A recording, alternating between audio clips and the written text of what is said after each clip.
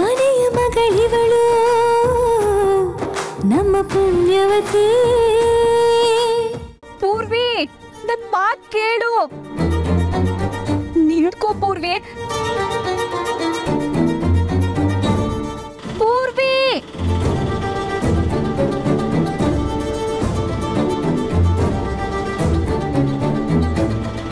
ಅಣ್ಣ ನಿಲ್ಸಿ. ಆ ಆಟೋ ಇಂದನೇ ಹೋಗಿ ಅಣ್ಣ.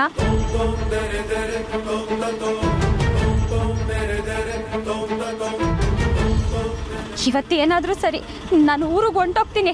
ಅಕ್ಕ ನಿನ್ ಕೈಗೆ ಮಾತ್ರ ನಾನು ಸಿಗಕ್ಕಿಲ್ಲ. ಅಲೋ ಅತ್ಯವ. ಅಲೋ ಪದ್ದು, ಏನಾಯ್ತವ? ಯಾಕೆ ಇಟ್ಟು ಗಾಬರಿ ಆಗಿದೆಯಾ? ಅಯ್ಯೋ ಅತ್ಯವ, ಈ ಪೂರ್ವಿನ ಮನೆಗೆ ಇರಕ್ಕಿಲ್ಲ ಅಂತ ಹಠ ಮಾಡ್ಕೊಂಡು ಊರಿಗೆ ಹೊಂಟೋಳೆ ಅತ್ಯವ. ಊರಿಗ? ಅಯ್ಯಯ್ಯೋ, ಪೂರ್ವಿ ಊರಿಗೆ ಹೊಂಟೋದ್ರೆ ಅವಳಿಗೆಲ್ಲ ವಿಷಯ ಗೊತ್ತಾಗೋಯ್ತದಲ್ಲ. ಓ ಅತ್ಯವ, ಅವಳ ತಡಿಯಕ್ಕೆ ಹೋಗ್ತಾ ಇದ್ದೀನಿ. ಮುಂದೆ ಆಡ್ತಾನೆ ಅವಳೆ. ಅಯ್ಯಯ್ಯೋ, ಅವಳು ಯಾಕವ ಅಲ್ಲಿಗೆ ಹೊಂಟ್ಲು? ನೀನು ಹೋಗಿ ಮೊದಲು ತಡಿ ಅವಳನ್ನ. ನಾವು ಊರಾಗಿಲ್ಲ ಕಣವ. ಅದು ನಾವು ನಂಜನಗೂಡು ರಾಮಣ್ಣನ ಮನೆಯಾಗಿದ್ದೀವಿ. ಇವತ್ತು ಊರಿಗೆ ಹೋಗಕ್ಕಿಲ್ಲ, ಇವತ್ತಿಲ್ಲೇ ಇರ್ತೀವಿ. ಸರಿ ಆಯ್ತು ಅತ್ಯವ, ನಾನು ನಿಮ್ಗೆ ಆಮೇಲೆ ಫೋನ್ ಮಾಡ್ತೀನಿ. ಹಾ ಅಣ್ಣ, ಸ್ವಲ್ಪ ಬೇಗ ಹೋಗಿ ಆಟೋನ ಹಿಡೀರಿ ಅಣ್ಣ. ನಿನ್ನ ನಾದ್ನಿ ತುಂಬಾ ವಿಚಿತ್ರವಾಗಿ ಆಡ್ತಾಳೆ. ಯಾಕೆ, ಏನಾಯ್ತು? ನಾನು ಆಗ್ಲೇ ಇಲ್ಲಿಗೆ ಬಂದಾಗ ಅವಳು ಡ್ರಾಯರಲ್ಲಿ ಫೋಟೋ ತೆಗಿತಿದ್ಲು. ಆದ್ರೆ ಫೋಟೋ ಬರ್ತಿರ್ಲಿಲ್ಲ, ಜಾಮ್ ಆಗಿತ್ತು ಅನ್ಸತ್ತೆ. ಆಮೇಲೆ ನೋಡಿದ್ರೆ ಫೋಟೋನ ಅವಳೇ ಎಳ್ದು ಅರ್ಧ ಹಾಕ್ಬಿಟ್ಲು. ಆಮೇಲೆ ನೋಡಿದ್ರೆ ನಾನು ಈ ಮನೇಲಿ ಇರಲ್ಲ, ನಾನು ಮನೆ ಬಿಟ್ಟು ಹೋಗ್ತೀನಿ ಅಂತ ಹೊರಟೇ ಬಿಟ್ಲು. ವಾಟ್? ಪೂರ್ವಿ ಮನೆ ಬಿಟ್ಟು ಹೋದ್ಲಾ? ಆದ್ರೆ ಅವಳು ಮನೆ ಬಿಟ್ಟು ಹೋಗಿದ್ದಕ್ಕೆ ಕಾರಣ ನಾನಲ್ಲ. ನನ್ಗಿವಾಗ ಅದೇ ಭಯ ಆಗಿರೋದು. ಅಮ್ಮಾಜಿಗೇನಾದ್ರೂ ಈ ವಿಷಯ ಗೊತ್ತಾದ್ರೆ ಹಿಂದೆ ಮುಂದೆ ನೋಡದೆ ನನಗೆ ಬೈತಾರೆ, ನನಗೆ ಪನಿಷ್ ಮಾಡ್ತಾರೆ. ಅದಕ್ಕೆ ನಿನ್ನ ಹತ್ರ ಬಂದು ಹೇಳ್ತಿದ್ದೀನಿ. ಅವಳು ಮನೆ ಬಿಟ್ಟು ಹೋಗಿದ್ದಕ್ಕೂ ನನಗೂ ಯಾವುದೇ ರೀತಿ ಸಂಬಂಧ ಇಲ್ಲ. ನಿಜ ಹೇಳಬೇಕು ಅಂದ್ರೆ ಈ ಫೋಟೋ ಯಾವುದು, ಏನಕ್ಕೆ ಕತ್ಲು, ಏನಕ್ಕೆ ಮನೆ ಬಿಟ್ಟು ಹೋದ್ಲು ಒಂದು ಅರ್ಥ ಆಗ್ತಿಲ್ಲ. ಬಟ್ ಅವಳಂತೂ ಬ್ಯಾಗ್ ಪ್ಯಾಕ್ ಮಾಡ್ಕೊಂಡು ಹೋದ್ಲು. ನನಗೆ ಫುಲ್ ಟೆನ್ಷನ್ ಆಗೋಯ್ತು. ಅದಕ್ಕೆ ನಿನ್ನ ಹತ್ರ ಹೇಳೋಣ ಅಂತ ಬಂದೆ. ಏನಿದ್ ವಿಚಿತ್ರ? ಪೂರ್ವಿ ಯಾಕೆ ಮನೆ ಬಿಟ್ಟು ಹೋಗ್ತಾಳೆ? ಏನು ನಡೀತದ ಇಲ್ಲಿ? ನೋಡು, ಇದೇ ಅರ್ಧ ಫೋಟೋ. ಇದು ನೀನೊಂದ್ಸರಿ ನೋಡು, ನಿನಗೆ ಗೊತ್ತಾಗತ್ತೆ. ನನಗೇನೂ ಅರ್ಥ ಆಗ್ತಿಲ್ಲ. ಆಮೇಲೆ ಆ ಡ್ರಾಯರ್ ಒಂದ್ಸರಿ ಚೆಕ್ ಮಾಡು, ಇನ್ನರ್ಧ ಫೋಟೋ ಅದರಲ್ಲಿದೆ. ಅದು ನೋಡಿದ್ರೆ ನಿಂಗೆ ಕ್ಲಾರಿಟಿ ಸಿಗುತ್ತೆ. ಸರಿ, ಅದಕ್ಕೆ ನಾನು ನೋಡ್ತೀನಿ. ಈಗಲೇ ನೋಡು. ನನಗೆ ಬೇರೆ ಟೆನ್ಷನಲ್ಲಿದ್ದೀನಿ, ಆಮೇಲೆ ನೋಡ್ತೀನಿ. ನೀವು ಹೊರಡಿ. ಓಕೆ. ಏನಾದರೂ ಆಗಿರಲಿ, ಸದ್ಯ ಆ ಪೀಡೆ ಮನೆ ಬಿಟ್ಟು ತೊಲಗ್ತಲ್ಲ, ನನಗದೇ ಖುಷಿ. ಹೊರಡಿ ಅಣ್ಣ ನೀವು, ಇಲ್ಲಿ ಕೆಳಗಡೆ.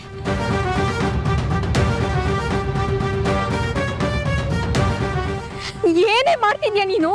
ತಲೆ ಕೆಟ್ಟಿದ್ಯಾ ನಿಂಗೆ? ನಾನಿನ್ನೂ ಇಲ್ಲೇ ಇದ್ರೆ ನನ್ನ ತಲೆ ಕೆಟ್ಟೋಗ್ತೈತೆ. ದಯವಿಟ್ಟು ನನ್ನನ್ನು ತಡಿಬೇಡ. ನನ್ನ ಮನೆಗೆ ನಾನು ಹೋಗ್ತೀನಿ, ಪ್ಲೀಸ್.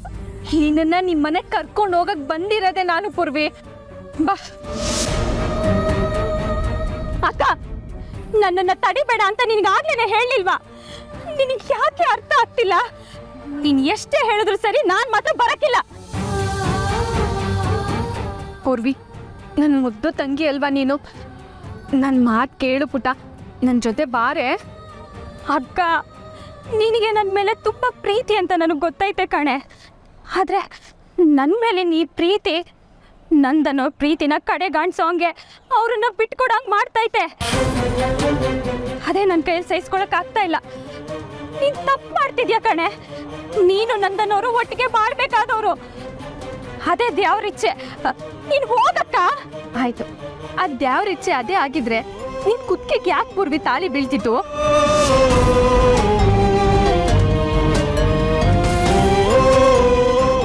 ನಾವು ಸತ್ಯನ ಮುಚ್ಚಿಡಕ್ಕೆ ಎಷ್ಟೇ ಪ್ರಯತ್ನ ಮಾಡ್ತಿದ್ರು, ಎಲ್ರಿಗೂ ಸತ್ಯ ಗೊತ್ತಾಗೋ ಸಂದರ್ಭ ಯಾಕೆ ಬರ್ತಿತ್ತು?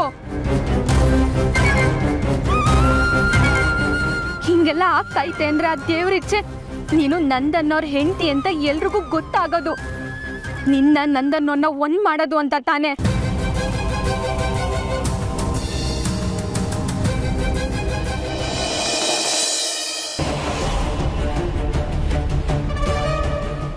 ಅಂಥದ್ದು ಏನಿದೆ ಈ ಫೋಟೋನಲ್ಲಿ? ಇದು ನಮ್ಮ ಮದುವೆ ಫೋಟೋ. ಇದನ್ನ ನೋಡಿ ಪೂರ್ವಿ ಯಾಕೆ ಅಳ್ತಾಳೆ? ಮನೆ ಬಿಟ್ಟು ಯಾಕೆ ಹೋದ್ಲು? ಓ ಶಿಟ್, ಏನು ನಡೀತದೆ ಇಲ್ಲಿ? ಅಕ್ಕ, ನಿನ್ ತಮ್ಮಯ್ಯ ಕಣೆ, ಹಿಂಗೆಲ್ಲ ಹೇಳ್ಬೇಡ್ವೆ. ನನ್ನನ್ನ ನಿಮ್ಮಿಬ್ಬರ ಮಧ್ಯ ತರಬೇಡ. ಓ, ಮನೆಯವ್ರಿಗೆಲ್ಲ ನಿಜ ಗೊತ್ತಾಗ್ತೈತೆ ಅಂತ ಸಂಭ್ರಮ ಪಡ್ತಿದ್ಯಾ ನೀನು? ಏನ್ ನೀನ್ ಅಂದ್ಕೊಂಡಂಗೆ ನಂದನವರು ನನ್ ಕೂತ್ಕೆ ತಾಳಿ ಕಟ್ಟಿದ್ದಾರೆ ಅಂತ ಗೊತ್ತಾದ ತಕ್ಷಣ ನಿನ್ನ ಮನೆಯಿಂದ ಕಳಿಸಿ ನನ್ನನ್ನ ಮನೆ ತುಂಬಿಸ್ಕೊಳ್ತಾರೆ ಅಂತ ಅಂದ್ಕೊಂಡಿದ್ಯಾ? ಏನ್ ನೀನ್ ದೊಡ್ಡ ತ್ಯಾಗ ಮಾಡ್ದವ್ರಂಗೆ ನೆಮ್ಮದಿಯಾಗಿ ಇದ್ದು ಬಿಡ್ಬೇಕು ಅಂತ ಅಂದ್ಕೊಂಡಿದ್ಯಾ? ಹಂಗ ಅಂದ್ಕೊಂಡಿದ್ರೆ ಅದು ನಿನ್ನ ಭ್ರಮೆ ಕಣೆ.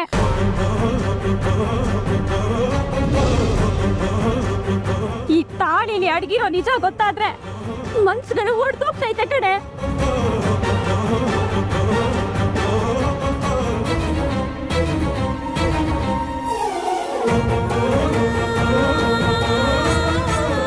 ಸಂಬಂಧಗಳ ನಡುವೆ ದೊಡ್ಡ ಬಿರುಕೆ ಬರ್ತೈತೆ ಅಕ್ಕ. ಬಿರುಗಾಳಿನೇ ಬೀಸ್ತೈತೆ ಅಕ್ಕ. ನಾವ್ ಯಾರು ಮೊದ್ಲಿನಂಗಿರಕ್ಕಾಗಕ್ಕಿಲ್ಲ.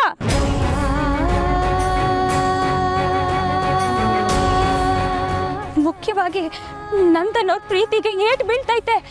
ಅಪ್ಪ ಏನ್ ಮರ್ಯಾದೆ ಸತ್ತೋಗ್ತೈತೆ. ನಂಬಿಕೆ ನೆಲುಕು ಬಿದ್ದೋಗ್ತೈತೆ ಕಣೆ. ಯಾರಿಗೂ ನೆಮ್ಮದಿ ಕೊಡದೆ ಇರೋಂತ ಈ ಸತ್ಯ ಎಲ್ರಿಗೂ ಯಾಕಕ್ಕ ಗೊತ್ತಾಗ್ಬೇಕು? ಅಲ್ಲ ಅಕ್ಕ, ನೀನ್ ಅದ್ ಹೆಂಗ್ ಅನ್ಕೋತೀಯ? ನಂದನವ್ರನ್ನ ಒಂದ್ ಮಾಡ್ಬೋದು ಅಂತ? ನಾನು ಅವ್ರೇನು ಒಬ್ರನ್ನೊಬ್ರು ಪ್ರೀತಿಸ್ತಾ ಇದೀವ? ನಾನು ಅವ್ರನ್ನ ಆ ದೃಷ್ಟಿಲಿ ನೋಡೇ ಇಲ್ಲ.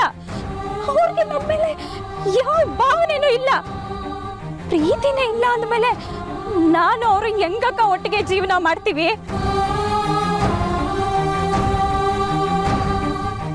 ಹೆಂಗಕ್ಕ ಖುಷಿಯಾಗಿರ್ತೀವಿ? ನನಗ್ ನ್ಯಾಯ ಕೊಡ್ಸಕ್ಕೆ ಅಲ್ವಾ ನೀನ್ ಈ ತ್ಯಾಗ ಮಾಡ್ತಿರೋದು?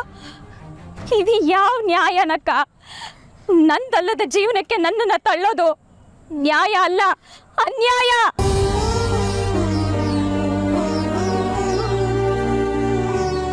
ಇದರಿಂದ ಒಂದ್ ಕಡೆ ನಾನು, ಇನ್ನೊಂದ್ ಕಡೆ ನೀನು, ಮತ್ತೊಂದ್ ಕಡೆ ನಂದನವರು, 3 ಜನನು ನೋವು ಅನುಭವಿಸ್ತಾ ಬದುಕನ್ನ ತಳ್ಬೇಕಾಗ್ತೈತೆ.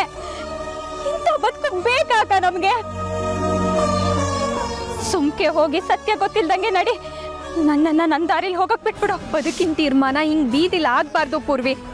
ನಿನ್ ದಾರಿ ಯಾವುದು ಅಂತ ನಾನಾಗ್ಲಿ ನೀನಾಗ್ಲಿ ನಿರ್ಧಾರ ಮಾಡೋದಲ್ಲ, ಅದ್ಯಾವ್ರು ನಿರ್ಧಾರ ಮಾಡ್ಬೇಕು. ಬಾ. ಎಲ್ಲಿಗಕ್ಕ? ನನ್ ಜೊತೆ ಬಾ ನೀನು.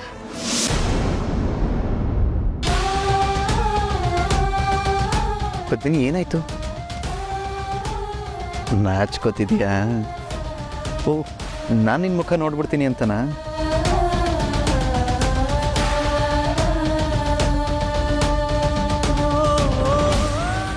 ಪದ್ಮಿನಿ, ಏನಾದರೂ ಪ್ರಾಬ್ಲಮ್ಮಾ? ಏನಿದು? ಪೂರ್ವಿಯ ಗುಂಗಟ್ ಹಾಕೊಂಡು ಮದುಮಗಳು ಗಟ್ಟಪ್ಪಲ್ಲಿದ್ದಾಳೆ. ಇದು ಫೋಟೋಗ್ರಾಫರ್ ತಂದು ಕೊಟ್ಟಿದ್ದ ಫೋಟೋ ಅಂದರೆ ಪೂರ್ವಿ. ನನ್ನ ಕ್ಷಮಿಸ್ಬಿಡಿ ನಂದನವ್ರೆ. ಇದನ್ನೆಲ್ಲ ನಿಮಗೆ ವಿವರವಾಗಿ ಹೇಳಬೇಕು ಅಂತಾನೆ ಇದ್ದೆ. ಆದರೆ ನಾನೆಲ್ಲ ಹೇಳೋಷ್ಟರಲ್ಲಿ ನಿಮಗೆ ಸತ್ಯ ಗೊತ್ತಾಗೋಗಿತ್ತು. ನನ್ನ ಹತ್ರ ಬರಬೇಡಿ, ನನ್ನಿಂದ ದೂರ ಇರಿ ಅಂತ ಹೇಳೋಕ್ಕೂ ಇದೇ ಕಾರಣ ನಂದನವ್ರೆ. ಒಂದು ಕಡೆ ನನ್ನಿಂದ ನಿಮ್ಗೆ ಅನ್ಯಾಯ ಆಗ್ತೈತಲ್ಲ ಅನ್ನೋ ನೋವು, ಇನ್ನೊಂದು ಕಡೆ ನನ್ನ ತಂಗಿ ಜೀವನ ಹಾಳಾಗಬಾರ್ದು ಅನ್ನೋ ಕಾಳಜಿ. ಇದೆರಡು ನನಗೆ ಸತ್ಯ ಹೇಳೋಕ್ಕೆ ಬಿಡಲಿಲ್ಲ ನಂದನವ್ರೆ.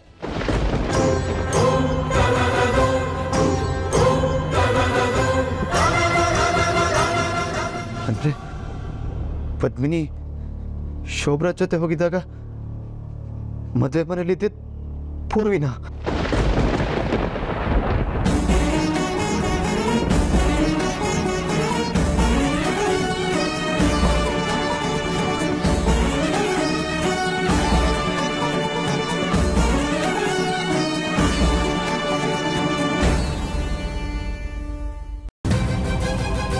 ನಂದನ್, ತಗೋ ಕಾಫಿ.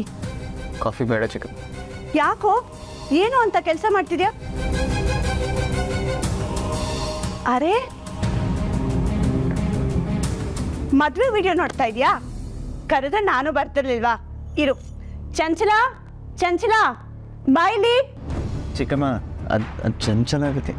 ಯಾವಳು ಮದ್ವೆನೂ ಇರ್ಲಿಲ್ಲ, ಅಟ್ಲೀಸ್ಟ್ ವಿಡಿಯೋನಾದ್ರೂ ನೋಡ್ಲಿ. ಬಾ ಚಂಚಲ. ವಾವ್, ಮದ್ವೆ ವಿಡಿಯೋ ನಾನಂತೂ ನೋಡೋದಕ್ಕೆ ಕಾಯ್ತಾ ಇದ್ದೆ.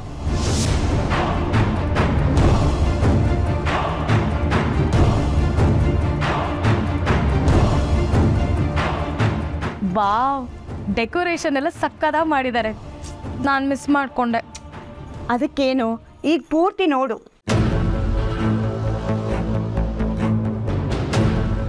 ಚಂಚಲ, ಪದ್ಮಿನಿ ನೋಡು. ಮದ್ವೆಲಿ ಗೂಂಗಟ್ ತೆಗಿ, ಫೋಟೋ ತೆಗಿತೀನಿ ಅಂತ ಫೋಟೋಗ್ರಾಫರ್ ಕೇಳಿದ್ರೆ ಒಂದ್ಸಲೇನಾದ್ರೂ ತೆಗಿದ್ಲಾ? ಇಲ್ವೇ ಇಲ್ಲ. ಒಂದು ಮುಖನೂ ಕಾಣ್ತಾ ಇಲ್ಲ. ಅವತ್ತು ನಾನು ಎಷ್ಟು ಮಾತಾಡ್ತಾ ಇದ್ದೆ, ಆದರೆ ಪದ್ಮಿನಿ ವಾಪಸ್ ಏನೂ ಮಾತಾಡ್ತಾನೆ ಇರಲಿಲ್ಲ ಅಲ್ವಾ?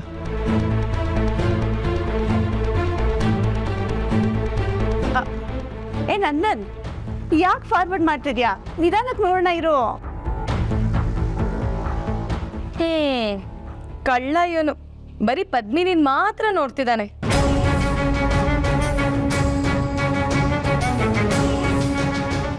ಚಂಚನ, ಎಂತ ವಿಚಿತ್ರ ಗೊತ್ತಾ? ಮದುವೆ ಮನೇಲಿ ಮದುಮಗಳು ತಂಗಿ ಬರಲೇ ಇಲ್ಲ. ಅಂದ್ರೆ ಪೂರ್ವಿ ಬೆಳಗ್ಗೆ ಸ್ವಲ್ಪ ಹೊತ್ತು ಕಾಣಿಸ್ಕೊಡ್ಲು, ಆಮೇಲೆ ಯಾವ ಶಾಸ್ತ್ರದಲ್ಲೂ ಅವಳಿರ್ಲಿಲ್ಲ. ಮಂಟಪದಲ್ಲಿ ಮದುವೆ ನಡೀತದೆ, ಆದ್ರೆ ಪೂರ್ವಿ ಮಾತ್ರ ಬರಲೇ ಇಲ್ಲ. ಪೂರ್ವಿ ಮಾಡ್ಬೇಕಾಗಿರೋ ಶಾಸ್ತ್ರನೆಲ್ಲ ಆಮೇಲೆ ಪಾವನಿ ಕೈಲಿ ಮಾಡಿಸಿದ್ರು, ಗೊತ್ತಾ? ಪೂರ್ವಿನೂ ಇಲ್ಲ, ಊರ್ವಶಿನೂ ಇಲ್ಲ. ಎತ್ತೋಗೋದ್ರು. ಪೂರ್ವಿ ಎಲ್ಲಿ? ಅಂದರೆ ಪೂರ್ವಿ ಗುಂಗಟ್ ಹಾಕೊಂಡು ನೋ. ನಂದನ್, ಏ ನಂದನ್, ನಂದನ್, ಏ ನಂದನ್, ನಂದನ್ ಏನಾಯ್ತು? ಯಾಕಿದ್ದಕ್ಕಿದ್ದಂಗೆ ಹೊರಟೋದ ಇವನು? ಏನೋಪ್ಪ, ನನಗೂ ಅದೇ ಅರ್ಥ ಆಗ್ತಿಲ್ಲ. ಈ ಮನೇಲಿ ಎಲ್ಲರೂ ಇವತ್ತು ವಿಚಿತ್ರವಾಗಿ ಆಡ್ತಿದ್ದಾರೆ.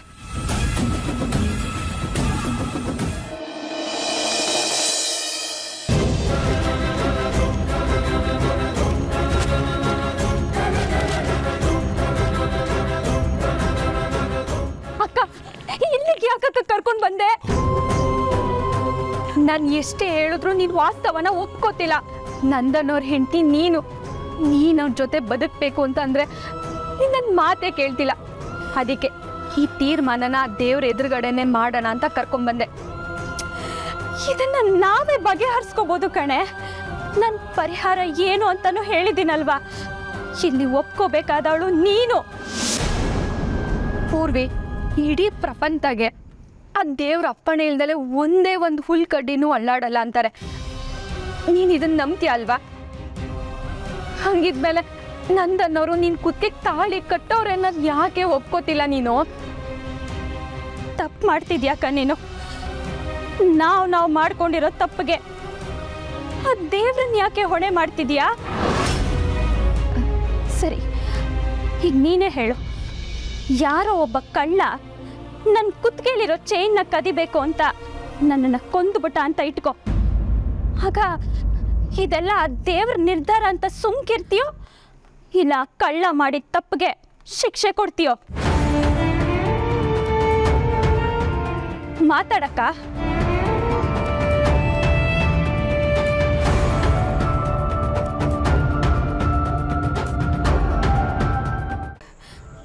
ಉತ್ತರ ಇಲ್ಲ ಅಲ್ವಾ ನಿನ್ನ ಹತ್ರ? ಉತ್ತರ ನಾನು ಹೇಳ್ತೀನಿ. ಆ ಕಳ್ಳ ಮಾಡಿದ್ದು ತಪ್ಪು. ನಮ್ಮ ವಿಷಯದಲ್ಲೂ ಹಂಗೆ. ನೀನು ಮದುವೆ ದಿನ ಹೋಗಿದ್ದು, ನಿನ್ನ ಜಾಗದಲ್ಲಿ ನಾನು ಕೂತಿದ್ದು, ಇದೆಲ್ಲ ನಾವು ಮಾಡ್ಕೊಂಡಿರೋ ತಪ್ಪು. ಅದಕ್ಕೆ ನಾವು ಶಿಕ್ಷೆನೂ ಅನುಭವಿಸ್ತಾ ಇದ್ದೀವಿ. ಆದಷ್ಟು ಬೇಗ ನೀನು ನಂದನವ್ರ ಹೆಂಡತಿ ಆಗಬೇಕು.